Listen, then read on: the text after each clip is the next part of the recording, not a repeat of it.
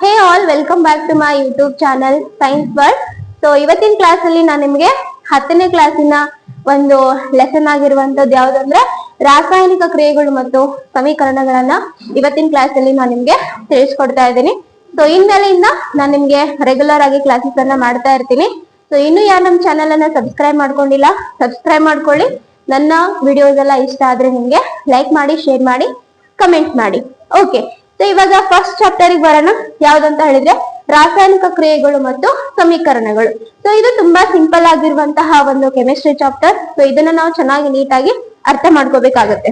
So first one, ರಾಸಾಯನಿಕ ಕ್ರಿಯೆಗಳು ಅಂದ್ರೇನು ಮತ್ತೆ ಅವುಗಳನ್ನ ಯಾವ ರೀತಿ ನಾವು ಸಮೀಕರಣ ರೂಪದಲ್ಲಿ ಬರಿತೇವೆ ಅನ್ನುವಂಥದ್ದು. ಮೊದಲನೇದಾಗಿ ರಾಸಾಯನಿಕ ಕ್ರಿಯೆಗಳು ಹೆಂಗ್ ಆಗ್ತವ ಅಂತ. ಸೊ ನಮ್ಮ ಒಂದು ದೈನಂದಿನ ಜೀವನದಲ್ಲಿ ನಾವು ನೋಡ್ತೀವಿ, ಹಾಲು ಮೊಸರಾಗೋದು, ಆಮೇಲೆ ತರಕಾರಿಗಳನ್ನ ತಗೊಂಡು ನಾವು ಅಡಿಗೆ ಮಾಡೋದಾಗಿರ್ಬೋದು.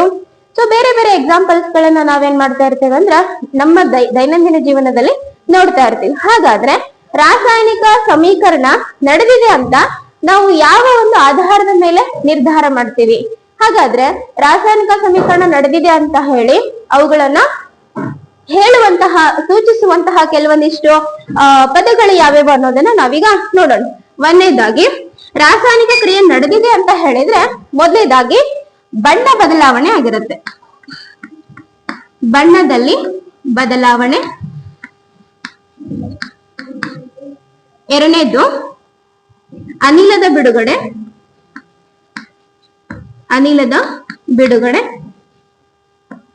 ಮೂರನೇದು, ಸೊ ಬಣ್ಣದಲ್ಲಿ ಬದಲಾವಣೆ ಅಂತ ಹೇಳಿದ್ರೆ ಏನಾಗ್ಬಹುದು, ನಿಮ್ಗೆ ಸ್ಟಾರ್ಟಿಂಗ್ ಒಂದ್ ಮಟೀರಿಯಲ್ ಇರುತ್ತೆ, ಒಂದ್ ಕಲರ್ ಬಣ್ಣ ಇರುತ್ತೆ. ಸೊ ಅದೇನಾಗ್ಬಿಡುತ್ತೆ, ಇನ್ನೊಂದ್ ಕಲರ್ ಏನಾಗುತ್ತೆ, ಚೇಂಜ್ ಆಗುತ್ತೆ ಯಾವಾಗ ರಾಸಾಯನಿಕ ಕ್ರಿಯೆ ನಡೆದಾದ್ಮೇಲೆ.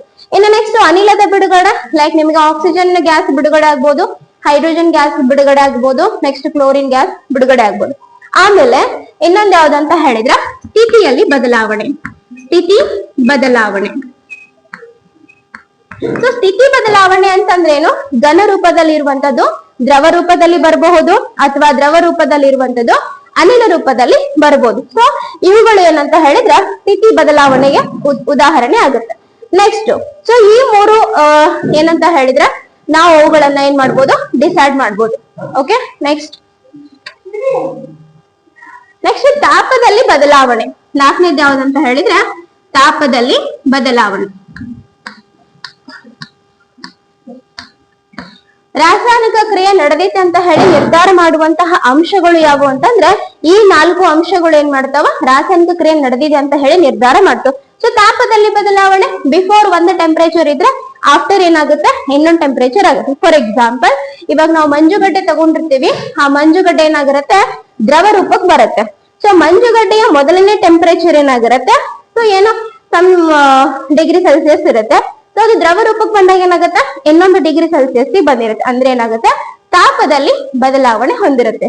ಸೊ ಹಾಗಾದ್ರೆ ಇವಾಗ ರಾಸಾಯನಿಕ ಕ್ರಿಯೆ ನಡೆದಿದೆ ಅಂತ ಹೇಳಿ ಯಾವ ಅಂಶಗಳ ಆಧಾರದ ಮೇಲೆ ನಾವು ನಿರ್ಧಾರ ಮಾಡ್ತೀವಿ? ಒಂದು ಬಣ್ಣದಲ್ಲಿ ಬದಲಾವಣೆ, ಅನಿಲದ ಬಿಡುಗಡೆ, ಸ್ಥಿತಿ ಬದಲಾವಣೆ, ನೆಕ್ಸ್ಟ್ ತಾಪದಲ್ಲಿ ಬದಲಾವಣೆ. ಓಕೆನಾ? ಸೊ ನೆಕ್ಸ್ಟ್ ಬರೋಣ, ರಾಸಾಯನಿಕ ಸಮೀಕರಣಗಳನ್ನ ಯಾವ ರೀತಿ ನಾವು ಬರಿಬೇಕು ಅಂತ. ಮೊದಲನೇದಾಗಿ ಇವಾಗ ನಾನೇನ್ ಮಾಡ್ತೀನಿ, ಒಂದು ಆಕ್ಟಿವಿಟಿ ಏನಂತ ಹೇಳಿದ್ರೆ ಮ್ಯಾಗ್ನೀಷಿಯಂ ರಿಬ್ಬನ್ ಅನ್ನ ನಾವೇನ್ ಮಾಡ್ತೀವಿ, ಕಾಯಿಸ್ತೀವಿ. ಕಾಯಿಸಿದಾಗ ಏನಾಗುತ್ತೆ, ಅದು ಆಶ್ ಬಿಡುಗಡೆ ಆಗುತ್ತೆ. ಹೌದಾ? ಸೊ ಏನಾಗುತ್ತೆ, ಬೂದಿ ಏನಾಗುತ್ತೆ ಕೆಳಗಡೆ ಬಿಡುಗಡೆ ಆಗುತ್ತೆ. ಸೊ ಅಲ್ಲಿ ರಾಸಾಯನಿಕ ಕ್ರಿಯೆ ನಡೆದೈತಾ ಇಲ್ಲ ಅನ್ನೋದನ್ನ ನಾವು ಹೆಂಗೆ ಡಿಸೈಡ್ ಮಾಡ್ತೀವಿ ನೋಡ್ರಿ. ಮ್ಯಾಗ್ನೀಷಿಯಂ ರಿಬ್ಬನ್ ಅನ್ನುವಂಥದ್ದು ಘನ ರೂಪದಲ್ಲಿ ಇರುತ್ತೆ. ಹೌದಾ? ಸೊ ಅದನ್ನ ಸುಟ್ಟ ತಕ್ಷಣ ಅಂದ್ರೆ ಅದಕ್ಕೆ ದಹನ ಕ್ರಿಯೆಗೆ ಒಳಗಾದಾಗ ಏನಾಗುತ್ತೆ, ಇನ್ನೊಂದು ಸ್ಥಿತಿಯಲ್ಲಿ ಏನಾಗುತ್ತೆ, ಅದು ಕನ್ವರ್ಟ್ ಆಗುತ್ತೆ. ಹೌದಾ? ಸೊ ಅದನ್ನ ಯಾವ ರೀತಿ ಬರಿಬೇಕು ನೋಡೋಣ. ರಾಸಾಯನಿಕ ಸಮೀಕರಣ ಬರೆಯುವುದು. ರಾಸಾಯನಿಕ ಸಮೀಕರಣ ಬರೆಯುವುದು. ಓಕೆ, ಸೊ ನಾನೇನ್ ತಗೊಂಡೆ, ನಿಮ್ಗೆ ಮ್ಯಾಗ್ನೀಷಿಯಂ ಅನ್ನ ತಗೊಂಡೆ. ಸೊ ಮ್ಯಾಗ್ನೀಷಿಯಂ ಅನ್ನ ಅದ್ರದ್ದು ಏನಂತ ಬರಿತೀವಿ ನಾವು, ಮ್ಯಾಗ್ನೀಷಿಯಂ ಅಂತ ಹೇಳ್ತೀವಿ. ಪ್ಲಸ್ ನಾವೇನ್ ಆಡ್ ಮಾಡಿದ್ವಿ, ಅದಕ್ಕೆ ಆಕ್ಸಿಜನ್ ಅನ್ನ ಆಡ್ ಮಾಡಿದ್ವಿ. ಓಕೆ, ಏನ್ ಮಾಡಿದ್ವಿ ನಾವು, ಆಕ್ಸಿಜನ್ ಅನ್ನ ಆಡ್ ಮಾಡಿದ್ವಿ. ಸೊ ಏನ್ ಬಿಡುಗಡೆ ಆಗತ್ತೆ ಅಂದ್ರೆ ಮ್ಯಾಗ್ನೀಷಿಯಂ ಆಕ್ಸೈಡ್ ಬಿಡುಗಡೆ ಆಗುತ್ತೆ. ಏನಾಗುತ್ತೆ, ಮ್ಯಾಗ್ನೀಷಿಯಂ ಆಕ್ಸೈಡ್ ಬಿಡುಗಡೆ ಆಗುತ್ತೆ. ಮ್ಯಾಗ್ನೀಷಿಯಂ ಆಕ್ಸೈಡ್ ಬಿಡುಗಡೆ ಆಗುತ್ತೆ. ಸೊ ಎಲ್ಲಾ ರಾಸಾಯನಿಕ ಕ್ರಿಯೆಗಳನ್ನ ಈ ಸರಿ ಪದ ರೂಪದಲ್ಲಿ ನಮಗ್ ಬರೆಯೋದಕ್ಕೆ ಸಾಧ್ಯನಾ? ಇಲ್ಲ. ಸೊ ಹಾಗಾಗಿ ನಾವೇನ್ ಮಾಡ್ತೇವಿ, ಅವುಗಳನ್ನ ಇವುಗಳಿಗೆ ನಾವೇನಂತ ಕರಿತೀವಿ, ಪದ ಸಮೀಕರಣ ಅಂತ ಹೇಳ್ತೇವೆ. ಸೊ ಅವುಗಳನ್ನ ನಾವು ಸಿಂಪ್ಲಿಫೈ ರೂಪದಲ್ಲಿ ಹೆಂಗ್ ಬರಿಬಹುದು? ಸೊ ಇವುಗಳನ್ನ ಏನ್ ಮಾಡ್ತೀವಿ ಹಾಗಾದ್ರೆ, ಈ ಮ್ಯಾಗ್ನೀಷಿಯಂನ ಸಿಂಬಾಲ್ ಏನು, ಆ ಸಿಂಬಾಲ್ ಅನ್ನ ಬರಿತೀವಿ. ಆಕ್ಸಿಜನ್ ಸಿಂಬಾಲ್ ಏನು, ಆ ಸಿಂಬಾಲ್ ಅನ್ನ ಬರಿತೀವಿ. ನೆಕ್ಸ್ಟ್ ಮ್ಯಾಗ್ನೀಷಿಯಂ ಆಕ್ಸೈಡ್ ನ ಸಿಂಬಾಲ್ ಏನು, ಅದನ್ನ ನಾವೇನ್ ಮಾಡ್ತೀವಿ ಅಂದ್ರ ಬರಿತಾ ಬರ್ತೀವಿ. ಓಕೆ, ಸೊ ಇವಾಗ ಬರೋಣ ರಾಸಾಯನಿಕ ಸಮೀಕರಣವನ್ನ ನಾವ್ ಯಾವ ರೀತಿ ಸಿಂಬಾಲಿಕಲಿ ಸಮೀಕರಣ ರೂಪದಲ್ಲಿ ನಾವು ಬರಿತೀವಿ ಅಂತ. ಸೊ ಮ್ಯಾಗ್ನೀಷಿಯಂನ ಒಂದು ಏನಂತ ಹೇಳ್ತೀವಿ, ಸಂಕೇತ ಏನು, Mg. ನೆಕ್ಸ್ಟ್ ಆಕ್ಸಿಜನ್ ಏನಾಗುತ್ತೆ, O2 ಆಗುತ್ತೆ. ನೆಕ್ಸ್ಟ್ ಬರೋದೇನಂತಂದ್ರೆ ಮ್ಯಾಗ್ನೀಷಿಯಂ ಆಕ್ಸೈಡ್ ಆಗುತ್ತೆ. ಓಕೆ, ಸೊ ಇವಾಗ ಏನಾಯ್ತು, ನಾವು ಪದ ಸಮೀಕರಣವನ್ನ ಬರೆದ್ವಿ. ನೆಕ್ಸ್ಟ್ ಏನ್ ಮಾಡಿದ್ವಿ ಅಂತ ಹೇಳಿದ್ರ, ಅದನ್ನ ನಾವು ಸಿಂಬಾಲಿಕ್ ಆಗಿ ಏನ್ ಮಾಡಿದ್ವಿ, ನಾವು ಅದನ್ನ ಬರೆದ್ವಿ. ನೆಕ್ಸ್ಟ್ ಬರುವಂತದ್ದು ಏನು ಅಂತ ಹೇಳಿದ್ರೆ, ನಮ್ಗೆ ಈ ರಾಸಾಯನಿಕ ಸಮೀಕರಣಗಳನ್ನ ಯಾವ ರೀತಿ ಬ್ಯಾಲೆನ್ಸ್ ಮಾಡ್ಬೇಕು ಅನ್ನುವಂಥದ್ದು. ಓಕೆ, ಸೊ ಇವಾಗ ನೋಡೋಣ. ಸರಿದೂಗಿಸಿದ ರಾಸಾಯನಿಕ ಸಮೀಕರಣ.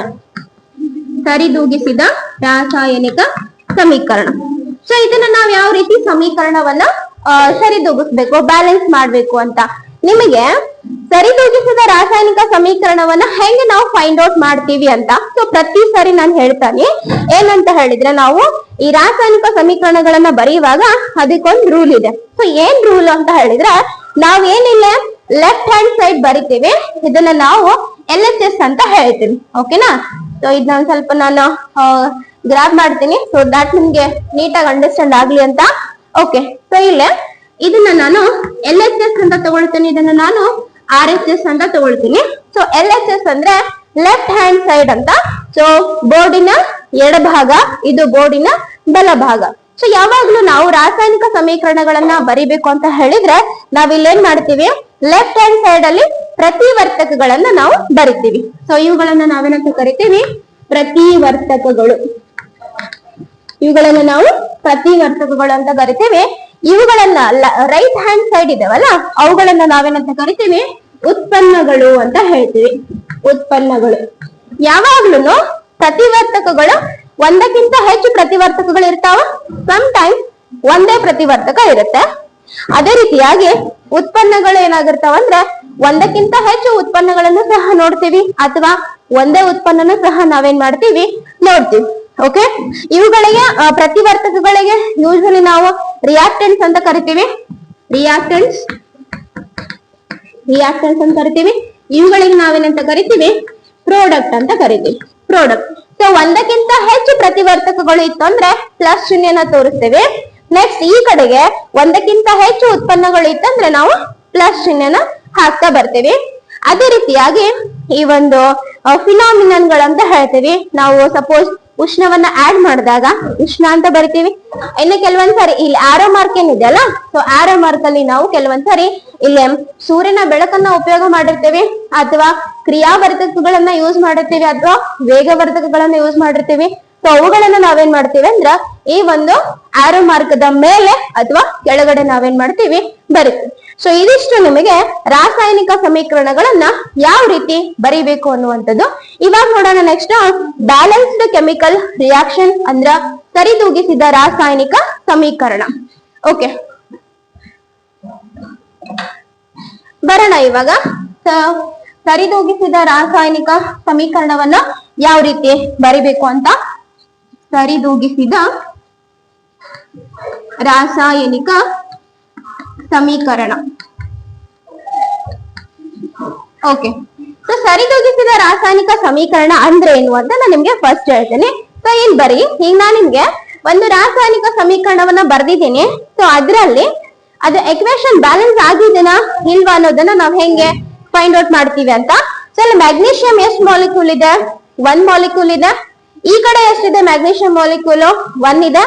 ಈ ಕಡೆ ಆಕ್ಸಿಜನ್ ಮಾಲಿಕ್ಯೂಲ್ಸ್ ಎಷ್ಟಿದೆ ನೋಡಿ, 2 ಆಕ್ಸಿಜನ್ ಮಾಲಿಕ್ಯೂಲ್ ಇದೆ. ಇಲ್ಲಿ ಎಷ್ಟಿದೆ, ಓನ್ಲಿ 1 ಆಕ್ಸಿಜನ್ ಮಾಲಿಕ್ಯೂಲ್ ಇದೆ. ಸೊ ಇದು ಎಕ್ವೇಶನ್ ಬ್ಯಾಲೆನ್ಸ್ ಆಗಿದೆನಾ? ಸೊ ಬ್ಯಾಲೆನ್ಸ್ ಆಗಿಲ್ಲ. ಸೊ ಬ್ಯಾಲೆನ್ಸ್ ಮಾಡ್ಬೇಕು ಅಂದ್ರೆ ನಾವೇನ್ ಮಾಡ್ಬೇಕು? ಸೊ ಅದನ್ನ ನಾನೆಂತ ಕರಿತೀನಿ, ಸರಿದೂಗಿಸಿದ ರಾಸಾಯನಿಕ ಸಮೀಕರಣ ಅಥವಾ ಬ್ಯಾಲೆನ್ಸ್ಡ್ ಕೆಮಿಕಲ್ ರಿಯಾಕ್ಷನ್ ಅಂತ ಹೇಳ್ತೀನಿ. ಸೊ ಒನ್ಸ್ ಅಗೇನ್ ನಾನು ಇನ್ನೊಂದ್ಸರಿ ಆ ಒಂದು ಕೆಮಿಕಲ್ ರಿಯಾಕ್ಷನ್ ಅನ್ನ ಬರಿತೀನಿ. Mg+O2 gives rise to MgO. So ನೀವು ಇನ್ನೊಂದು ಪ್ರಶ್ನೆ ಕೇಳ್ಬೋದು, ಏನು ಅಂತ ಹೇಳಿದ್ರೆ ಇಲ್ಲಿ O2 ಇದೆ, MgO2 ಅಂತ ಬರ್ದ್ರೆ ಅದು ಬ್ಯಾಲೆನ್ಸ್ ಆಗಬಹುದಲ್ಲ ಅಂತ ಹೇಳಿ. ಆಕ್ಚುಲಿ ಈ MgO2 ಅನ್ನುವಂಥದ್ದು ನಮ್ಮ ಅಸ್ತಿತ್ವದಲ್ಲಿ ಇಲ್ಲ. ಸೊ ಹಾಗಾಗಿ ಇದನ್ನ ನಾವು ಮೆಗ್ನೀಷಿಯಂ ಆಕ್ಸೈಡ್ ಅನ್ನ MgO ಅಂತಾನೆ ಬರಿತೀವಿ. ಓಕೆ, ಇವಾಗ ಈ ಒಂದು ರಾಸಾಯನಿಕ ಸಮೀಕರಣ ಸರಿದೂಗಿಸಿದನ ಅಥವಾ ಇಲ್ಲ, ಬ್ಯಾಲೆನ್ಸ್ ಆಗಿದೆನಾ ಅಥವಾ ಇಲ್ಲ ಅನ್ನೋದನ್ನ ಹೆಂಗ್ ಕಂಡುಹಿಡಿತೇವೆ? ಇಲ್ಲಿ ನೋಡಿ, LHS ಮತ್ತೆ RHS ಅಂತ ಬರಿತೀವಿ. LHS ಮತ್ತೆ RHS ಯಾವ ಯಾವ ಧಾತುಗಳಿದಾವ್ ಅವುಗಳನ್ನ ನಾವೇನ್ ಮಾಡ್ತೀವಿ? ಫೈಂಡ್ ಔಟ್ ಮಾಡ್ತೀವಿ. ಸೊ ಎಷ್ಟು ಧಾತುಗಳಿದೆ? ಇಲ್ಲ, ಒಂದು ಮ್ಯಾಗ್ನೀಷಿಯಂ ಇದೆ, ಇನ್ನೊಂದು ಯಾವ್ದಿದೆ? ಆಕ್ಸಿಜನ್ ಇದೆ. ಓಕೆ, ಸೊ ಇವಾಗ ನೆಕ್ಸ್ಟ್ ಏನ್ ಮಾಡ್ಬೇಕು? LHS ಅಲ್ಲಿ ಎಷ್ಟು ಮಾಲಿಕ್ಯೂಲ್ಸ್ ಇದೆ, RHS ಅಲ್ಲಿ ಎಷ್ಟು ಮಾಲಿಕ್ಯೂಲ್ಸ್ ಇದೆ ಅನ್ನೋದನ್ನ ಫೈಂಡ್ ಔಟ್ ಮಾಡ್ಬೇಕು. ಸೊ LHS ಅಲ್ಲಿ ಮ್ಯಾಗ್ನೀಷಿಯಂ ಓನ್ಲಿ 1 ಮಾಲಿಕ್ಯೂಲ್ ಇದೆ, RHS ಅಲ್ಲಿ ಎಷ್ಟಿದೆ? ಓನ್ಲಿ 1 ಮಾಲಿಕ್ಯೂಲ್ ಇದೆ. ನೆಕ್ಸ್ಟ್ ಆಕ್ಸಿಜನ್ ಎಷ್ಟಿದೆ ನೋಡಿ, ಇಲ್ಲಿ 2 ಮಾಲಿಕ್ಯೂಲ್ ಇದೆ, ಇಲ್ಲಿ ಎಷ್ಟಿದೆ? 1 ಇದೆ. ಸೊ ಈ ತರ ಬರ್ಕೊಂಡಾಗ ಏನಾಗುತ್ತೆ, ಆ ಇಕ್ವೇಶನ್ ಬ್ಯಾಲೆನ್ಸ್ ಆಗಿದೆನಾ ಅಥವಾ ಇಲ್ಲ ಅನ್ನೋದು ನಮ್ಗೆ ಗೊತ್ತಾಗುತ್ತೆ. ಸೊ ಬ್ಯಾಲೆನ್ಸ್ ಮಾಡ್ಬೇಕು ಅಂದ್ರೆ ಏನ್ ಮಾಡ್ಬೇಕು ಅಂತ. ಸೊ ಏನ್ ಮಾಡ್ಬೇಕು ಹಾಗಾದ್ರೆ ಬ್ಯಾಲೆನ್ಸ್ ಮಾಡ್ಬೇಕು ಅಂದ್ರೆ? ಇವಾಗ ಇಲ್ಲಿ 2 ಇದೆ, ಇದು LHS ಸೈಡ್.